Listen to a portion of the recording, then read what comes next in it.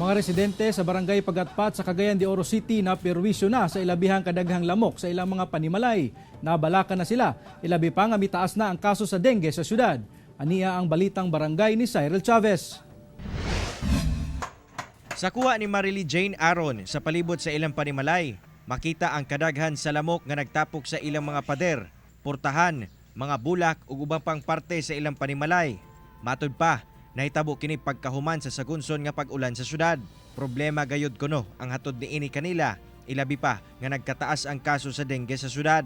Busa, mihimo na sila og diskarte aron mapatay ang mga lamok sa lugar. Gabi ka, daghan lagi kayo sir, kanang kuan jud siya, kanang dili jud madala bitaw kanang paaso bitaw nga murag maano jud siya kanang taga mugawas ka kay magtugpa-tugpa sa imong dagwa, di murag feeling nimo nakaon na nimo tungod sa kadaghan. Susama sab ang nasinatay sa apektadong residente nga si Joseph Miro.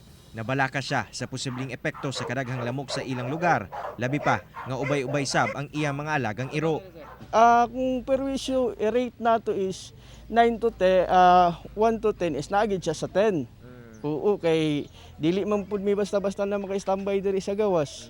Nya labi sa mo ka ng gabi Oo. Tingpaak na pud niya. Dakong problema gayod ang hatod sa mga lamok ngadto sa mga residente dinhi sa lugar. Ang gitudlong tinubdan sa mga lamok kining dakong luna nga napasagdaan. Ang mong panghitabo among giduol sa buhatan sa City Health Office ug matud pa nila nga ilan ang gipahibalo ang Sanitary Division kalabot sa panghitabo. Then we ask the help, no? Kanina kausap ko si Sir Oliver Ipto sa ating mga barangay, no, Juni. So respective clean up drive muna tayo sa respective barangays. But what is important, Juni, dito sa dengue, no? Yung cleanliness sa inyong respective surroundings. Panghinaot sa mga residente karon nga masolusyonan ang ilang problema. Kauban si Makoy Sempron sa kamera. Ako, si Cyril Chavez para sa One Mindanao.